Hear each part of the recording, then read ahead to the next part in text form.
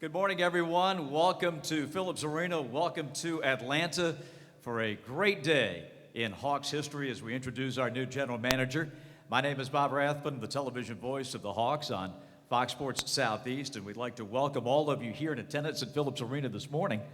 And also those of you who are watching us in a variety of ways. We are streaming live on Hawks.com. We are on Facebook Live. We're also on the air on Fox Sports Southeast and on the Fox Sports Go app, so we welcome one and all to the introduction of Travis Schlenk. We would like to, before we get going, point out that Coach Budenholzer would love to be here, but he is attending the high school graduation of his son.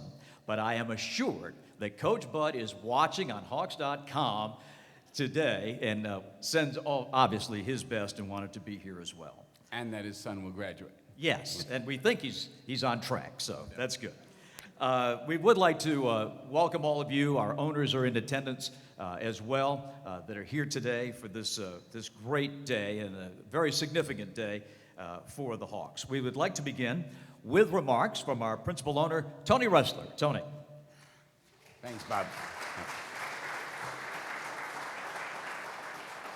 Thank you, and good morning.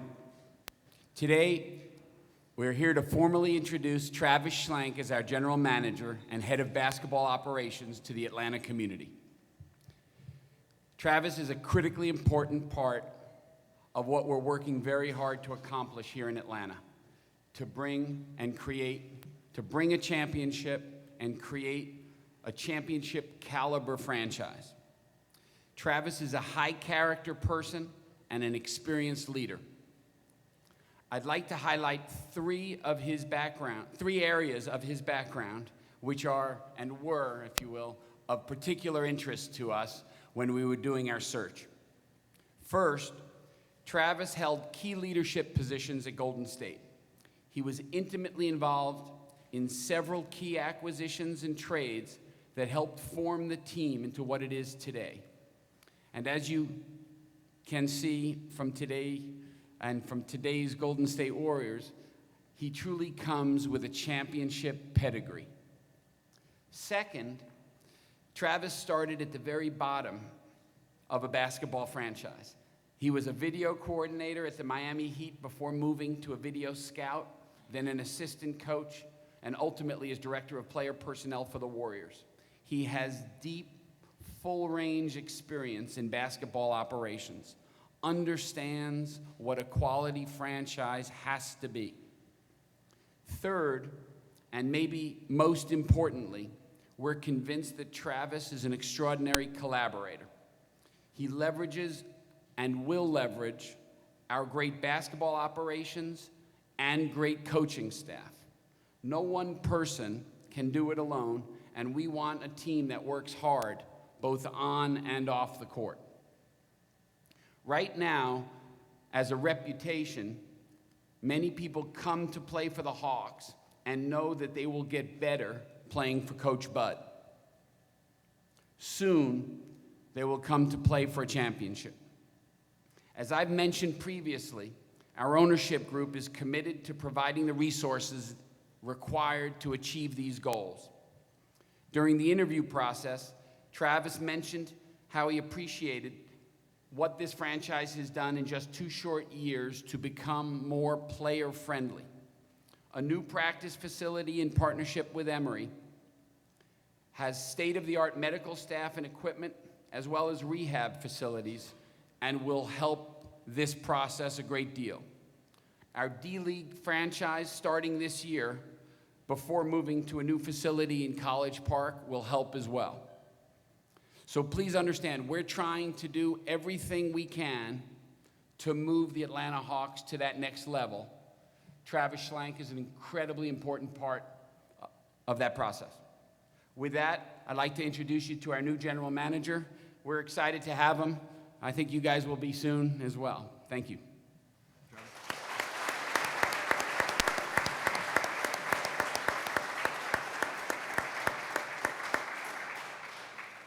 Thank you, Tony. The success that we had in Golden State started with great ownership. Going through this process, the interview process, getting to know Tony, spending time with Jamie, the minority owners, Grant, Stephen, and Rick. I felt the passion they have for this franchise, not only the franchise, but the community of Atlanta. As Tony just mentioned, the resources they're putting in with the new practice facility, the D-League team, the renovation they're going to be doing to the arena here, and then also for the community, the redevelopment they're going to be planning downtown. You can sense where they want to take this organization, and that was a really big part of me wanting to come here and be a part of that. So Tony, thank you for allowing me to be a part of that. First off, I need to thank my wife. My wife is the backbone of our family. I've got 3 young kids, and without her keeping it together at home, I wouldn't be sitting here today. She's been there from day one with me, so I really need to make sure that I thank her. So we got that out of the way. You can never go wrong starting that. Yeah, As I've learned many times. No, she couldn't be here today. My kids are still in school back in California, but I know they're watching, so just want to let them know that without them, I wouldn't be here. Then I've been unbelievably fortunate in the past to work with some of the best people in the NBA, starting as an intern with the Orlando Magic when Chuck Daly, John Gabriel were the head coach and general manager, and being able to learn from those guys was a great stepping stone. Then, as Tony mentioned, I worked in Miami. Pat Riley was the patriarch of that franchise, obviously, but the other coaches that were there, Stan Van Gundy, Jeff Bezdelik, Mark Arveroni, and obviously Eric Spoelstra, all those guys have gone on to be head coaches in the NBA, and to be able to spend time with them and learn from them was very important to my upbringing in the NBA. And then obviously in Golden State, we had Don Nelson, Chris Mullin, and then the current group we have now, Joe Lacob and Peter Guber, Bob Myers, Larry Riley in the beginning, and then obviously Jerry West, as you guys know, he's someone that I've come to grow very close to, and obviously his legacy speaks for itself. Now it's time to get to work. You know, we're here day one. We've got the draft coming up in a little under 3 weeks. We got free agency falling right after that. Now it's time to get with Coach Bud and his staff, the basketball operations staff we have here in place, and we're going to start working, putting together a plan for the future. It's same for every team this time of year. We have the draft every year. We have free agency every year. So this is going to be the process moving forward. But being new here, it's time to bunker down with these guys for the next 3 weeks and get to work so we can make these decisions. What I can tell you today is the philosophy we're going to have moving forward. As Tony mentioned earlier, we're going to be player friendly. I feel like we've got a great base for that. We're going to continue that. We're going to not only make this a place players want to come, but their families feel a part of the community as well. And that's going to be a big part of what the Hawks basketball organization is going to be moving forward. We're going to be extremely communicative from the top down, from ownership all the way to the bottom of basketball operations. Everyone's going to know what our goal is. They're going to know how they fit into that goal, and we're all going to be pulling on the rope in the same direction, so to speak. As Tony mentioned, I'm a very inclusive person, so everybody's going to be involved. I accept ideas from everyone. I'm not someone that's going to sit in a room by themselves and think they have all the answers. We're going to be inclusive. We're going to work together, and we're going to come to the best decisions that we can make. Finally, we want to build a championship quality team that's sustainable. We want to be in the conversation every year of a franchise that can compete for a championship. So that's going to be our end game. With that, I will open it for your questions. And if you would please identify yourself and your media affiliations so those that are watching can hear as well. Chris Fiddlemore from the Atlanta Journal-Constitution. Tony, actually, if I could start with you, I just wondered how much more you can expand on the search process. How many candidates did you talk to?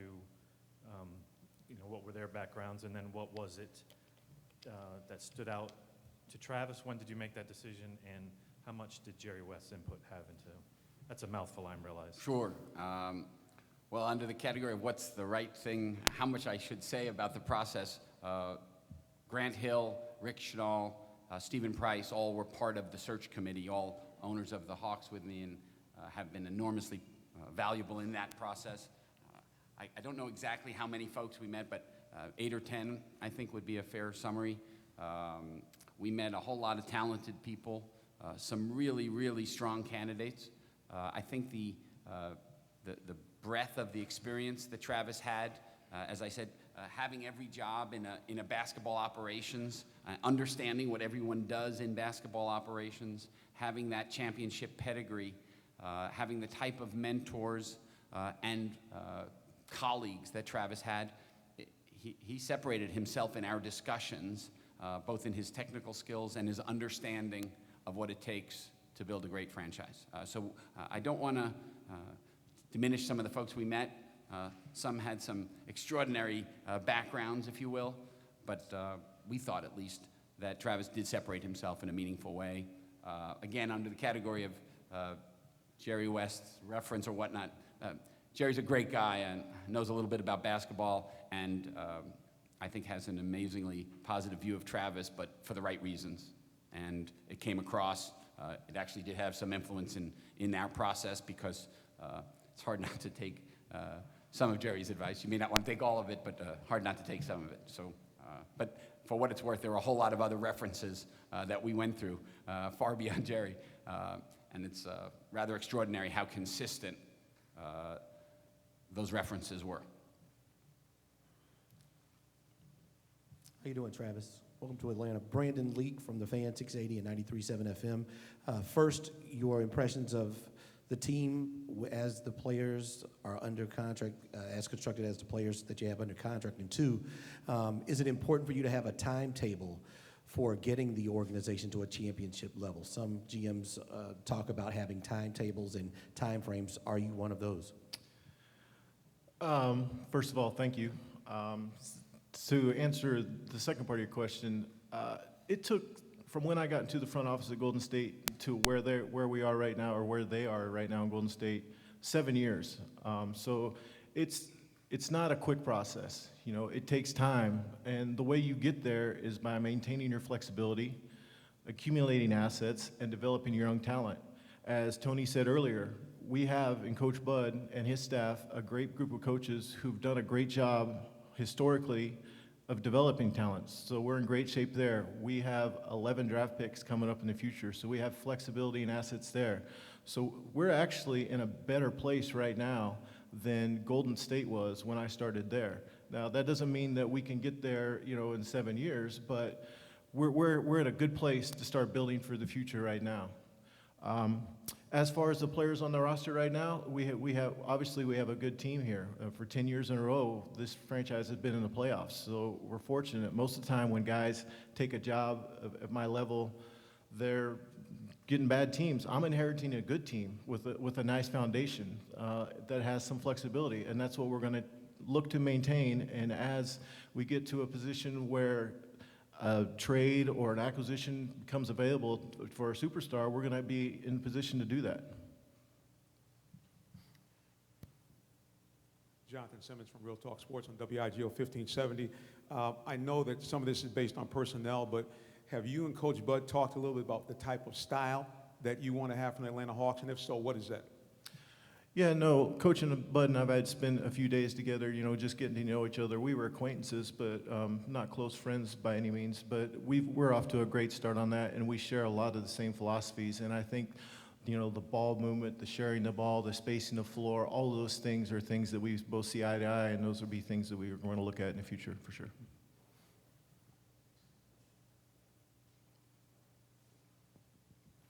Hi, Travis.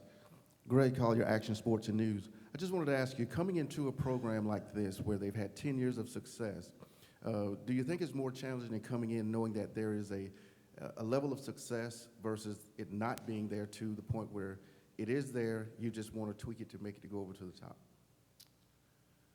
Well, obviously, any time that you're in the playoffs, it's a good thing. So that's something, obviously, we're going to look to maintain.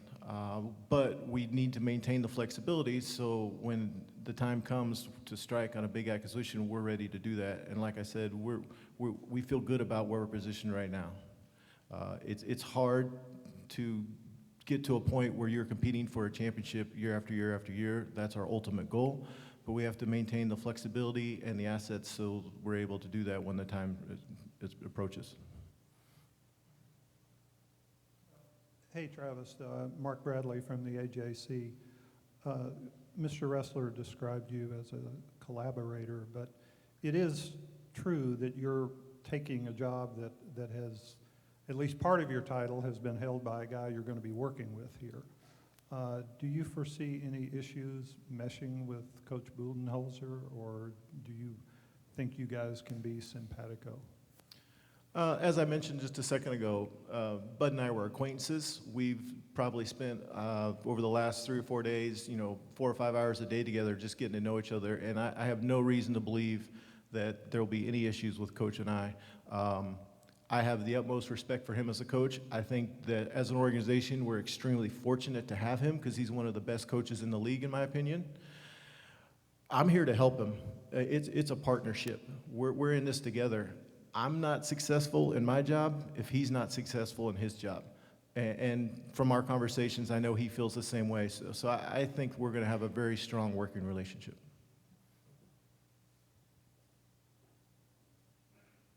Newby's Woolborn Sporting News. Travis, you've been around a lot of championship organizations, a lot of winning organizations. You've seen what it takes to win. What did you see in Atlanta that showed you that it could be on that same level? And if not, then what will it take to get them to that level? Yeah, I mean, that quite simply was getting to know Tony and the rest of the ownership. Like I said, Grant, Steve, Rick, those guys have the passion to build a winner. Like, you need to be able to have the resources to build a winning organization. From my time that you talked about in Miami, great ownership there with the Harrison family. In Golden State, when the new ownership group, Joe Lacob, Peter came in, the same passion that I felt from this ownership group. And I was, quite frankly, in a great situation in Golden State.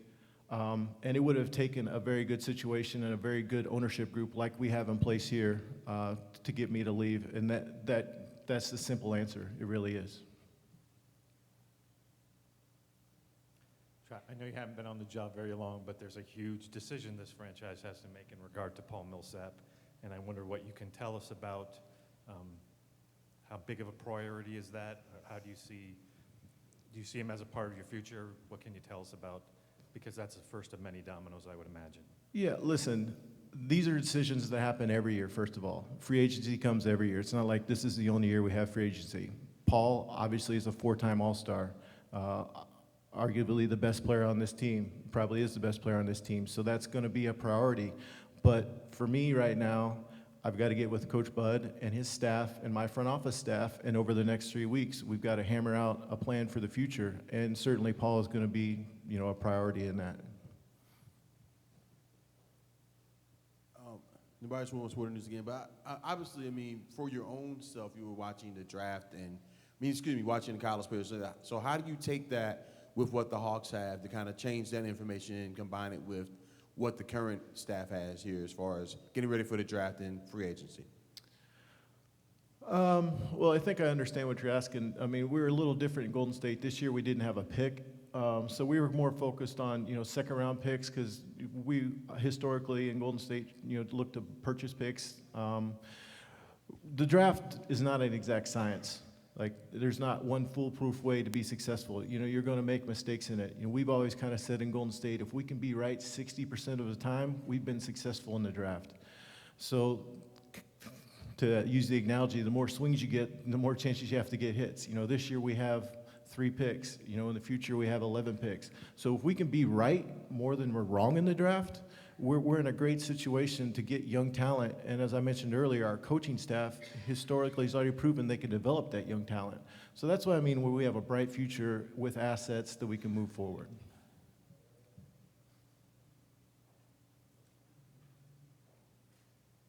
Terrell Thomas, hip hop since 1987. He kind of asked the question I was going to get into dealing with the NBA draft. In your time in Golden State, you guys kind of drafted Steph Curry, Draymond Green. You guys did the best with the drafts, not only in the early parts of the round, but also in the second round as well. Have you identified a player possibly in the draft this year that could possibly be a franchise player and help get the Hawks off to the ball? Franchise player for where we're picking in 19 and 31 and 60 is obviously hard to do. But there certainly are players that I've identified in the short time I've spent with our front office staff that we like. We think that there'll be players, you know, I don't want to use franchise player, but there'll be players there that we think that can help us in the future for sure. Tony, I know you said you, Jeff Schultz of the AJC, I know you said that you interviewed, I think, 8 to 10 people. I don't know how many of those 8 to 10 actually had been a general manager before. You're welcome to tell us now if you, or not. Oh, how many of them have been general? Had been, how many of those 8 to 10 had been a general manager before? I'm not sure if any. I don't. Okay. I don't have. Okay, so that would lead my next question, which is obviously in those situations, a lot of them have very impressive resumes. They come off very impressively. They get good endorsements from other people. But there has to be something, I would think, that would tell you, okay, this person is ready for that job and for that responsibility and to manage other people. What was it about Travis that sort of jumped out to you about him that said he was ready? Well, I think the two issues we have to deal with, we keep saying we're pretty successful. We've been in the playoffs for 10 straight years. I don't know if it's 20 or 25 of the other owners in the NBA have, maybe not all 30, but 20 or 25 would die for that track record, frankly. Not 29 as you would hope, because there's only one other that has been in it longer. But so the vast majority of owners are so impressed, as many fans I think should be. We've tried to win every year. But there's no doubt that over the past 2 years, what we've seen and what I've said is the goal is how do we make better decisions? How do we have more firepower in the front office with that, if you will, comfort level that we could get to the next level? I think, and we felt, that Travis absolutely has that understanding, has seen it firsthand, and I'd say as importantly, and we've now seen this firsthand and have learned it in our reference checks, Travis understands every part and does the work. Understanding players and recruiting players and understanding what makes a franchise player friendly, all of these are critically important for us. And we met a whole lot of folks that seem to have strengths in one of those areas. Maybe in recruiting, maybe in evaluating player personnel, maybe in understanding an organization, maybe in understanding what a championship is with a championship background. But we didn't find folks, any individual that we felt offered all of the above until we ran into Travis and spent real time with him. So again, as they say, nothing in life is certain, but we feel incredibly comfortable with Travis's experience across the board with what we're trying to achieve here in Atlanta with the Atlanta Hawks. Brandon Leak again from the Fan 680 and 93.7 FM. Travis, what are your general philosophies on being a tax-paying team in case you need to go over the cap to get what you need to do what you would like to do? Well, that's probably a better question for Tony, but I can't answer that. No, listen, even in Golden State early, you know, we had Joe who wanted to go out there, wanted to show. I don't think it makes sense for a franchise to go into the tax unless you're competing for a championship. To go into the tax to try to get, you know, to an 8, 7 seed, to me, you know, being fiscally responsible with these gentlemen's money, that's not right. But if we're there where, you know, we make a move, but it's going to put us in the tax by a few $1 million, but it's going to give us a better chance to win a championship, that's when I'll go to bat and I'll be knocking on Tony's door and I'll say, listen, this is something we need to do because it's going to get us to where we want to go. But until we get to that level, I can't sit here and say it's a smart business decision to go into the tax.